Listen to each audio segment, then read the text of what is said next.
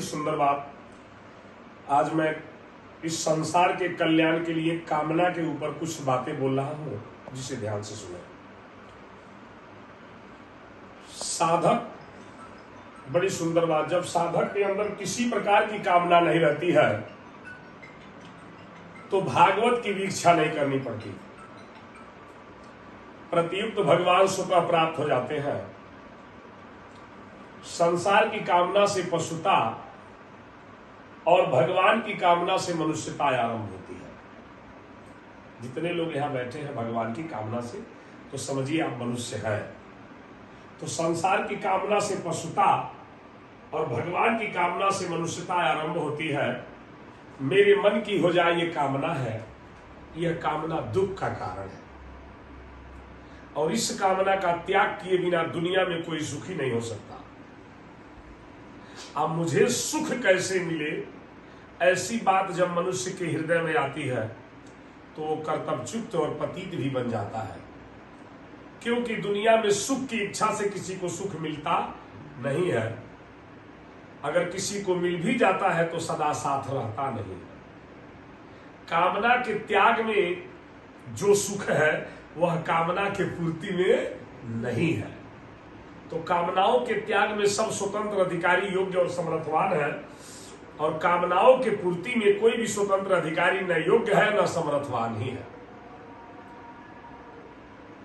तो इसीलिए कामना मात्र से कोई पदार्थ मिलता नहीं, अगर मिल भी जाता है तो सदा साथ रहता नहीं। यह बात प्रत्यक्ष आंखों से दिखाई दे रहा है। पूरे संसार में नजर डाल के देख लीजिए, फिर भी पदार्थों की कामना करना प्रमाद है।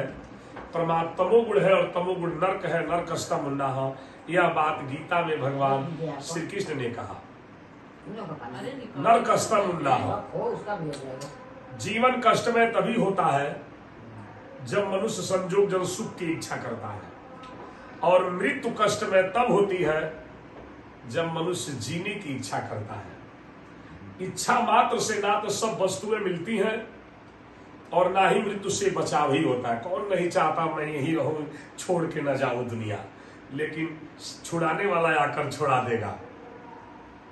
तो इसीलिए जीवन कष्ट में तभी होता है जब मनुष्य जीने की इच्छा करता है, और मृत्यु कष्ट में तभी होती है जब वो जीने की इच्छा करता है। और जीवन कष्ट में तब होता है जब वो सुख की इच्छा करता है। इच्छा मात्र से ना तो सब वस्तुएं मिलती हैं, ना मृत्यु से बचाव ही होता है। सुख की इच्छा, आशा और भोग इस संसार के संपूर्ण दुखों का कारण है।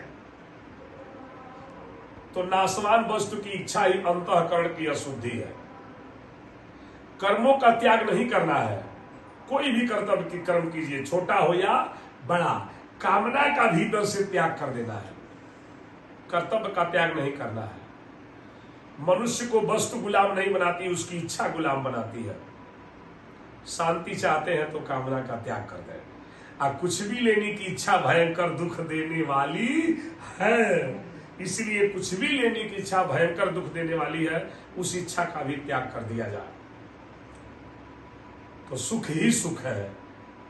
इसीलिए भोग और संग्रह मनुष्य को पशुओं से नीचा गिरा देता है, और जो इसका परित्याग कर देता है देवताओं से ऊंचा उठा देता है। थोड़ा एक बार इस बात पर स्वागत किया, एक नंबर की बात है।